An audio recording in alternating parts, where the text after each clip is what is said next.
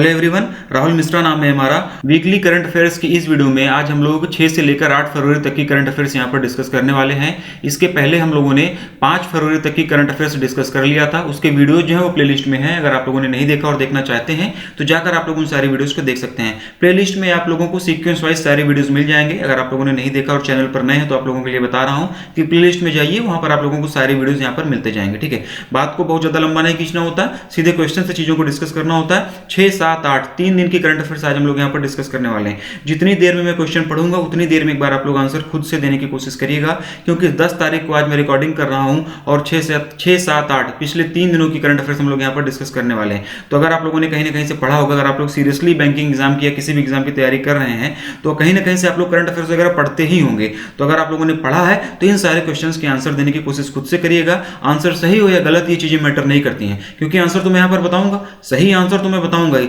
लेकिन आप लोग अपने नॉलेज के हिसाब से एक बार इन सारे क्वेश्चंस के आंसर खुद से देने की कोशिश करिएगा। सही हो जाएगा तो कहीं ना कहीं आप लोगों को कॉन्फिडेंस बूस्टअप होगा, आप लोगों की तैयारी ठीक ठाक डायरेक्शन में चल रही है, आप लोगों को ऐसा फील होगा और सही चल भी रही है। और अगर गलत हो जाएगा तो सही आंसर तो मैं बता ही रहा हूं, तो उस केस में भी आप लोगों को फायदा होने वाला, दोनों ही केस में आप लोगों को फायदा होने वाला है। क्योंकि अगर एक बार आंसर गलत होने के बाद में सही आंसर आप लोगों को पता चलता है तो कहीं ना कहीं वो हमारे दिमाग में याद हो जाता है, हमको याद हो जाता है कि यार ये क्वेश्चन में पिछली बार गलत किया था, इसका सही आंसर ये होगा। ठीक है, तो आंसर आप लोग देने की कोशिश करिएगा। चलिए देखते हैं कि पहले क्वेश्चन में क्या बोला गया है। To mark the beginning of the centenary celebration of the Chauri Chaura incident in Uttar Pradesh, who has released a postage stamp.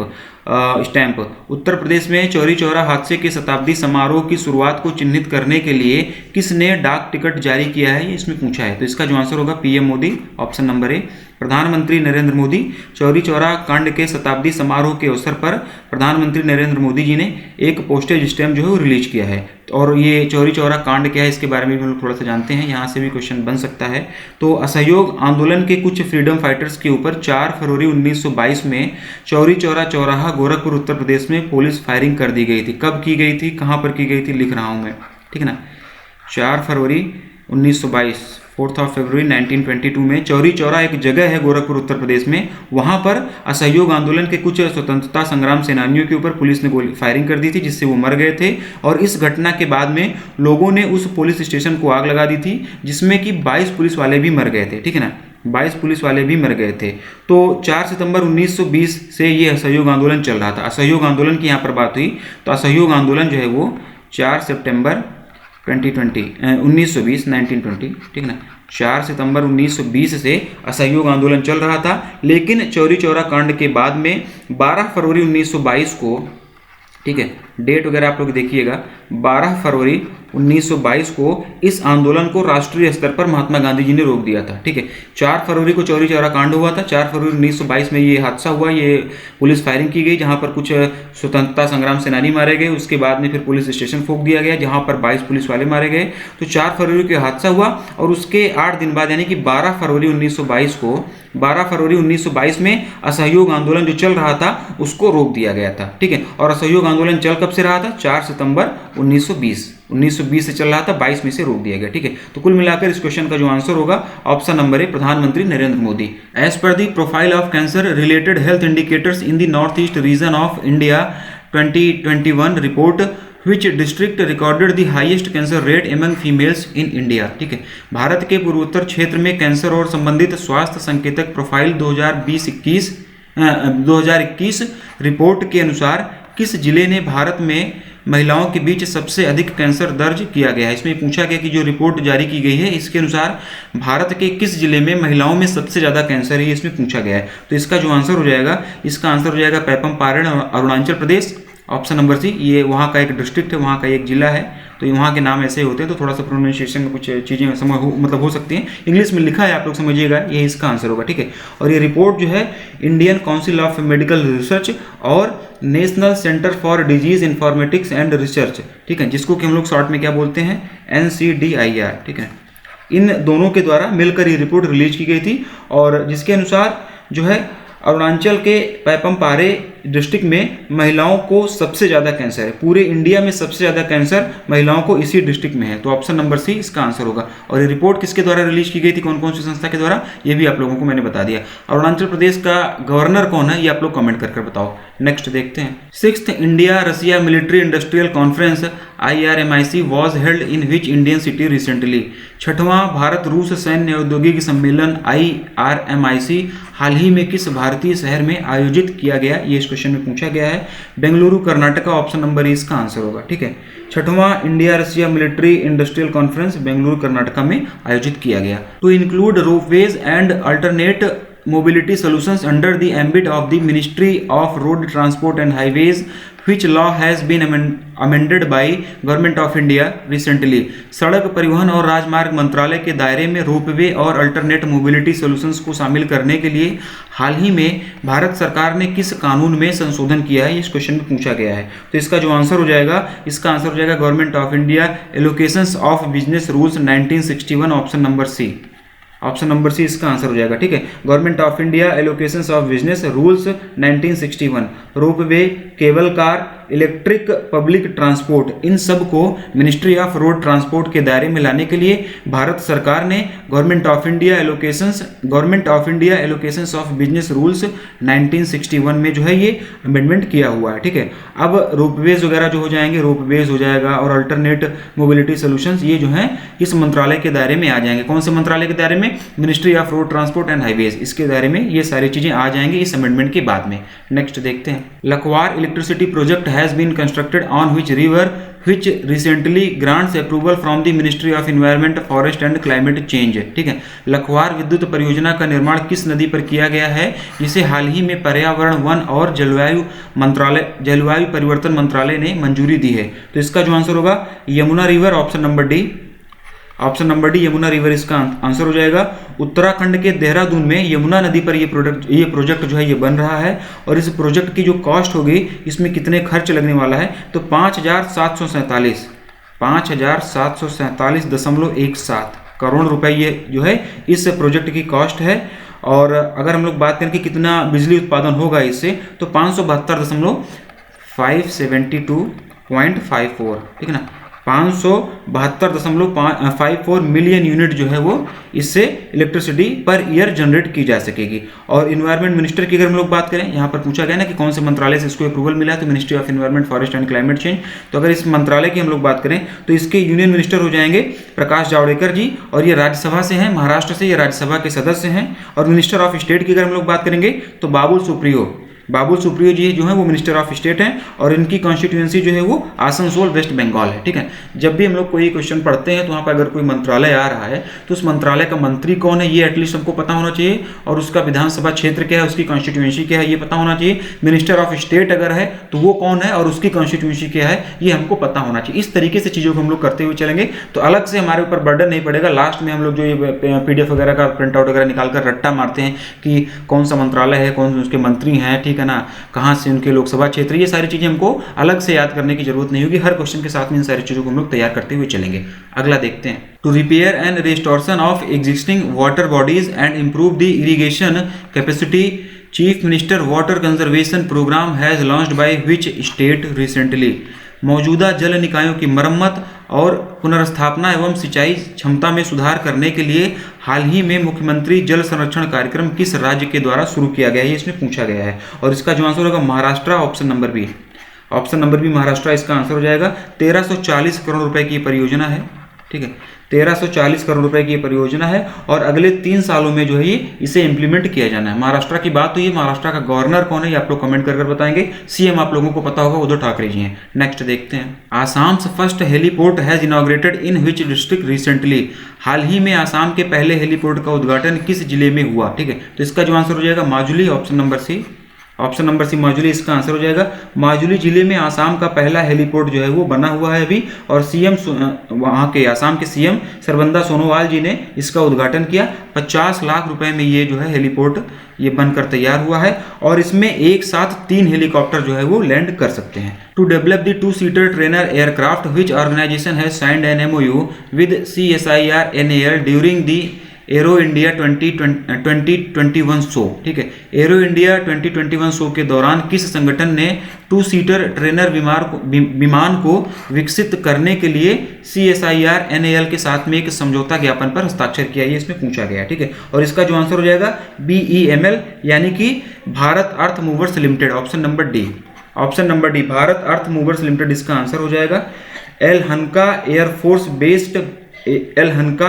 Base Bengaluru में ये एरो इंडिया 2021 शो हो रहा है और इस दौरान ये MOU साइन किया गया। ठीक है ना, ये क्वेश्चन ये भी पूछा जा सकता है कि ये जो एरो इंडिया 2021 शो हो रहा है ये कहाँ पर हो रहा है, तो ये एलहनका एयरफोर्स बेस बेंगलुरु में ये इसका आयोजन किया गया। ठीक है, और अगर हम लोग बात करें BEML की, तो BEML और council of scientific and industrial research national aerospace laboratory यानी कि CSIR NAL ने इन दोनों के बीच में एक समझौता ज्ञापन पर हस्ताक्षर किया गया है।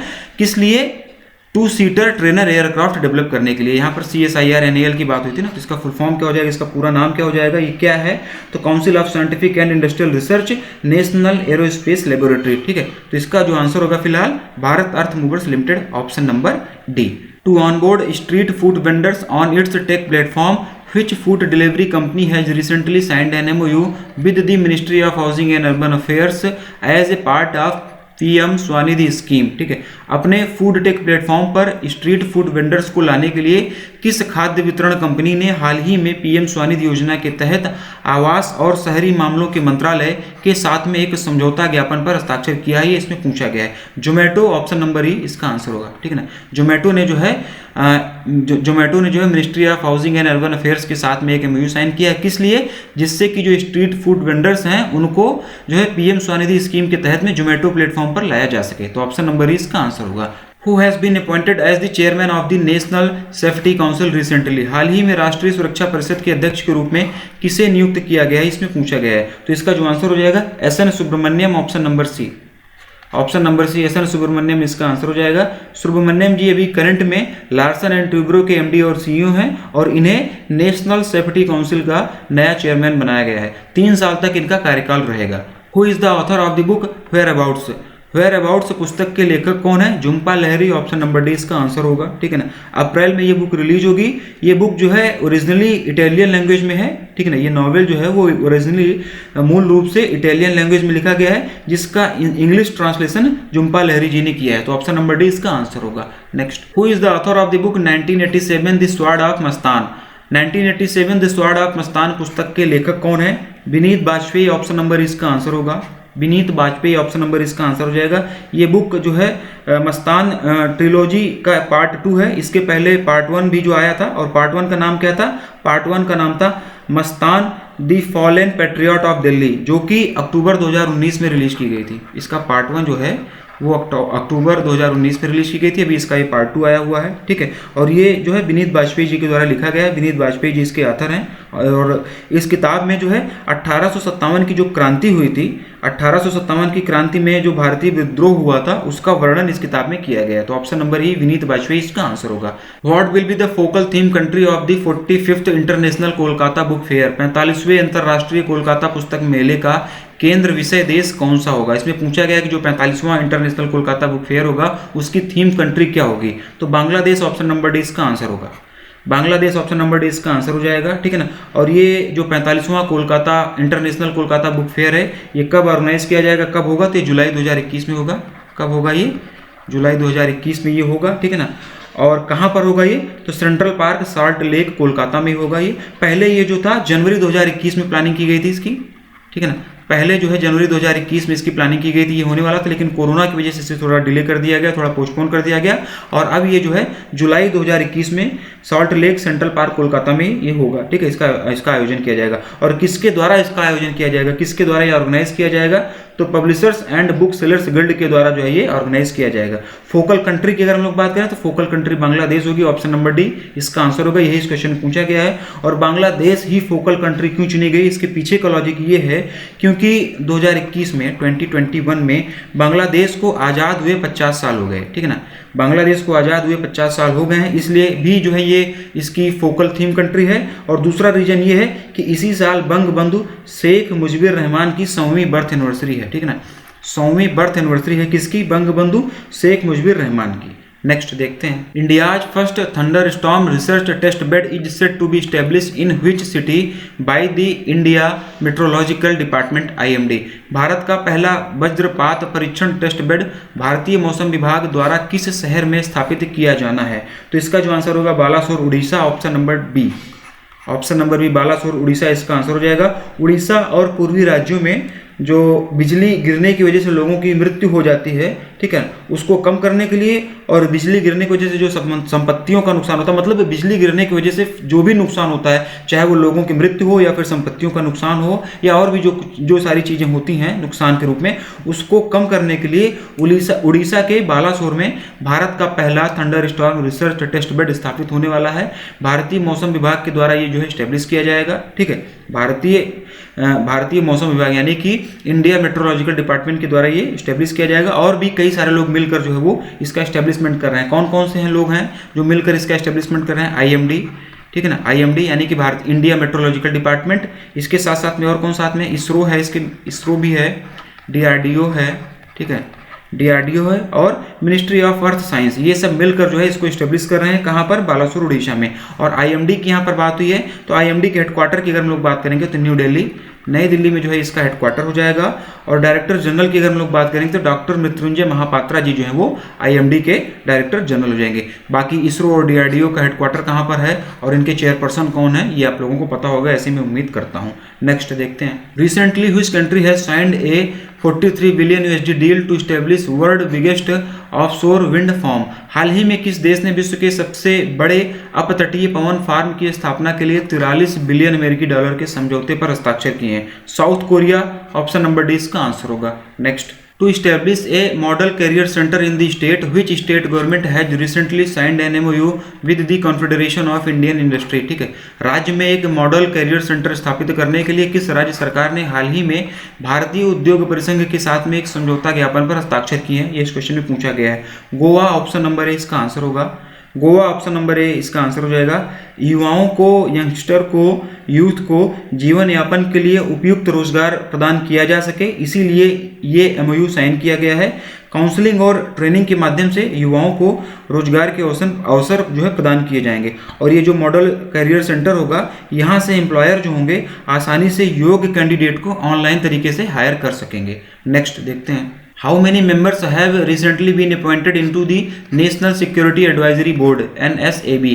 हाल ही में कितने सदस्यों को राष्ट्रीय सुरक्षा सलाहकार बोर्ड NSAB में नियुक्त किया गया है? ये इस क्वेश्चन में पूछा गया है और इसका जो आंसर होगा 4, ऑप्शन नंबर डी। 4 सदस्यों को नेशनल सिक्योरिटी एडवाइजरी बोर्ड में अभी हाल ही में इनको अपॉइंट किया गया। और कौन कौन से 4 सदस्य हैं इनका नाम मैं बता रहा हूँ, आप लोग ध्यान से सुनिएगा। पहला नाम हो जाएगा श्रीधर वेम्बू, ठीक है ना, पहला नाम हो जाएगा श्रीधर वेम्बू। और ये कौन है? तो ये जोहो के CEO और फाउंडर हैं। जोहो कंपनी है उसके CEO ये फाउंडर हैं और इन्हें अभी हाल ही में पद्मश्री अवार्ड से भी सम्मानित किया गया था 26 जनवरी को, ठीक है। पहले मेंबर ये हो जाएंगे। दूसरे मेंबर की अगर हम लोग बात करें तो के राधाकृष्णन, ठीक है ना, के राधाकृष्णन जी दूसरे मेंबर हो जाएंगे। और ये क्या हैं और ये कौन है, इनके डेजिग्नेशन क्या है? तो के राधाकृष्णन जी जो है वो फॉर्मर इसरो चेयरमैन है और इसरो के भूतपूर्व चेयरमैन है। तीसरे नंबर पर किसको अपॉइंट किया गया है? तो तीसरे नंबर पर है आयुष्मान त्रिपाठी, ठीक है ना, आयुष्मान त्रिपाठी जी। तो आयुष्मान त्रिपाठी जी क्या कौन है? तो ये त्रिपाठी जी जो है वो IIM बेंगलोर में फैकल्टी हैं। और चौथे नंबर पर कौन है? चौथे नंबर पर है अरुण कुमार, ठीक है ना।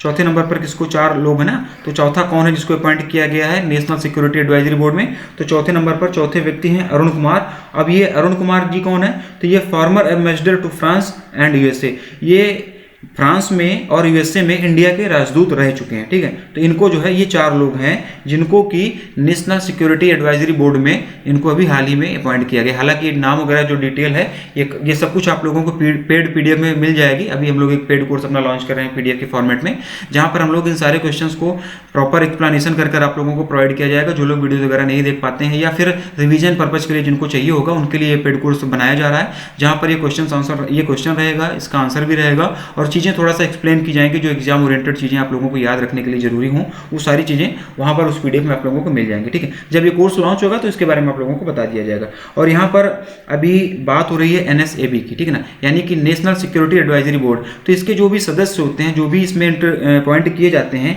इनका नॉर्मली जो इनका कार्यकाल होता है, जो इनका टेन्योर होता है, वो 2 साल के लिए होता है ना। 2 साल के लिए ये लोग जो है इसमें काम करते हैं। और NSAB को जो है नेशनल सिक्योरिटी एडवाइजर जो है वो हेड करते हैं, यानी कि नेशनल सिक्योरिटी एडवाइजरी बोर्ड की अध्यक्षता नेशनल सिक्योरिटी वो नेशनल सिक्योरिटी एडवाइजर होते हैं, वही इसको हेड करते हैं, वही इसके अध्यक्ष होते हैं। और वर्तमान में अभी करंट में अजीत डोभाल जी जो हैं वो NS से हैं। तो इसका जो आंसर हो जाएगा ऑप्शन नंबर डी 4 लोगों को नेशनल सिक्योरिटी एडवाइजरी बोर्ड में अभी हाल ही में अपॉइंट किया गया। नेक्स्ट देखते हैं, Which state has become the first state in India to implement an e-cabinet and make the cabinet processing paperless? कौन सा राज्य ई मंत्रिमंडल को लागू करने और कैबिनेट प्रोसेसिंग, कैबिनेट प्रसंस्करण को कागज रहित बनाने वाला भारत का पहला राज्य बन गया? ये बढ़िया क्वेश्चन है, क्योंकि ये भारत का पहला राज्य ऐसा बना है जिसने ई कैबिनेट को जो है अडॉप्ट किया है, ई कैबिनेट को इम्प्लीमेंट किया है। तो इसका जो आंसर होगा हिमाचल प्रदेश, ऑप्शन नंबर सी हिमाचल प्रदेश इसका आंसर हो जाएगा। ठीक है ना।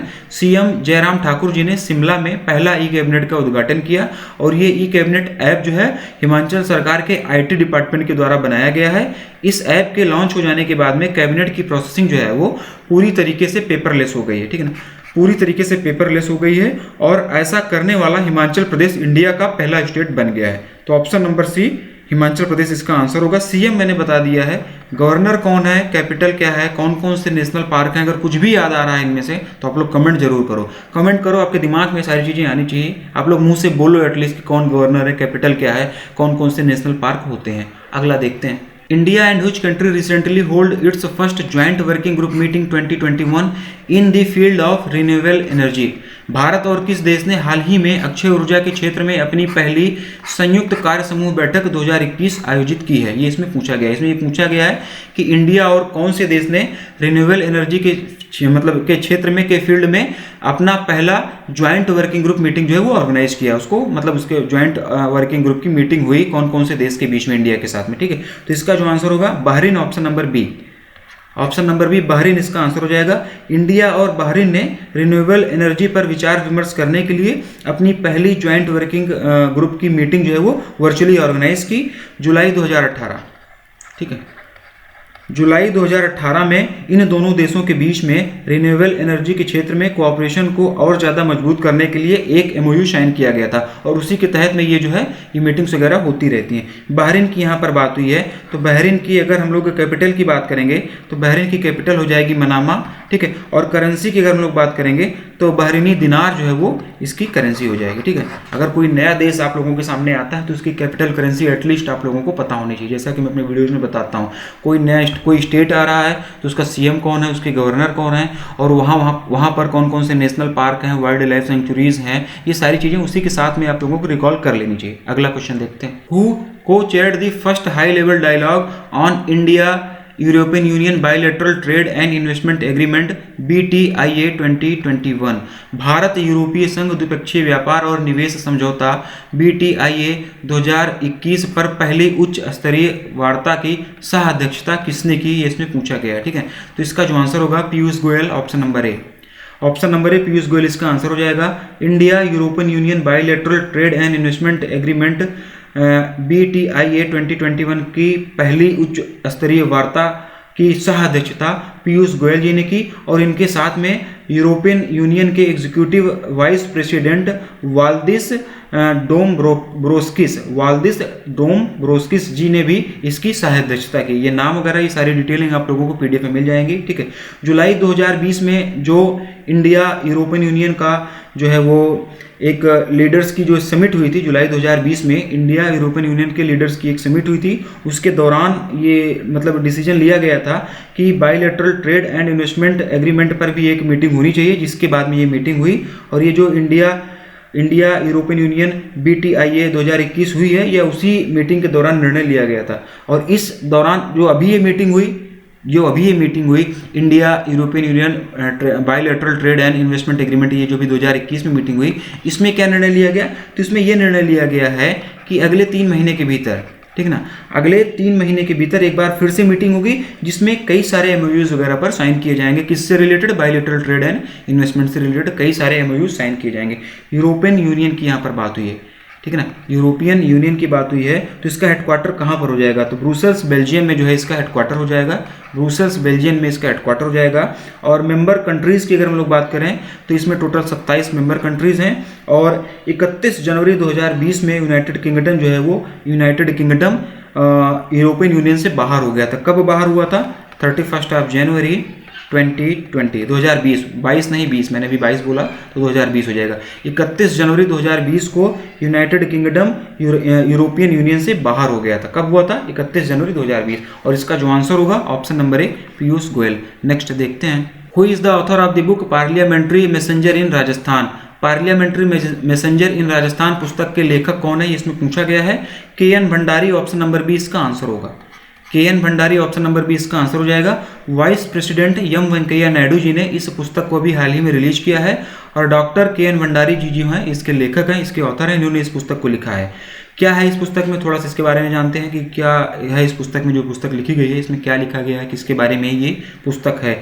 तो 2006 से लेकर 2018, ठीक है, 2006 से लेकर 2018, 12 साल, ठीक है ना, 2006 से लेकर 2018 तक पिछले 12 सालों में डॉक्टर अभिषेक सिंघवी जी के रिकमेंडेशन पर member of parliament local area development scheme के थ्रू राजस्थान में हेल्थ और एजुकेशन के लिए जो भी इनिशिएटिव लिए गए हैं उसके बारे में इस बुक में बताया गया है। और अभिषेक जी कौन है, इनके बारे में भी हम लोग जान लेते हैं। तो अभिषेक जी जो हैं वो इंडियन कांग्रेस के मेंबर हैं और अभी करंट में ये बंगाल से राज्यसभा में हैं इस समय, ठीक है। और अब इस स्कीम के बारे में भी हम लोग जान लेते हैं। कौन सी स्कीम के बारे में नहीं जानेंगे, स्कीम के बारे में नहीं जानते, बहुत लंबा हो जाएगा क्वेश्चन, ठीक है ना। Member of parliament local area development यानी कि MPLAD जो स्कीम है इसके बारे में भी नहीं जानेंगे, क्वेश्चन बहुत लंबा हो जाएगा। आगे आने वाले क्वेश्चन में धीरे धीरे इन सारी चीज़ों को भी हम लोग कवर करेंगे। एक ही साथ एक क्वेश्चन को बहुत लंबा करने की जरूरत नहीं, जितनी जरूरत थी उतनी चीजें आप लोगों को यहाँ पर बता दी गई। अगला और लास्ट क्वेश्चन देखेंगे इस वीडियो का। What is the theme of the first ever international day of human fraternity? ठीक है, पहले अंतर्राष्ट्रीय मानव भ्रातृत्व दिवस का विषय क्या है? इसका ट्रांसलेशन यही है, ठीक है।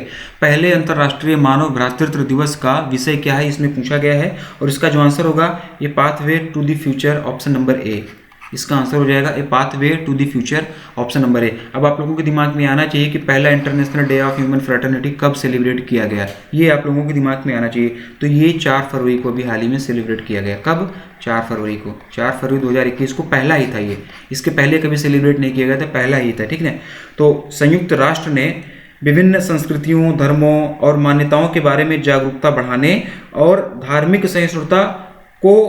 सहिष्णुता की समझ को और बढ़ावा देने के लिए 4 फरवरी को दुनिया भर में पहला अंतर्राष्ट्रीय मानव भ्रातृत्व दिवस जो है ये मनाया गया था संयुक्त राष्ट्र के द्वारा। तो ऑप्शन नंबर ए इसका आंसर हो जाएगा, A pathway to the future, ठीक। तो आज की वीडियो में बस इतना ही। आज हम लोगों ने 6 से लेकर 8 तक की करंट अफेयर्स यहाँ पर डिस्कस कर ली है। अगले वीडियो में अगला वीडियो जो आप लोगों को मिलेगा 9 और 10 की करंट अफेयर्स हम लोग वहाँ पर डिस्कस करेंगे। आज के लिए इतना ही, थैंक यू।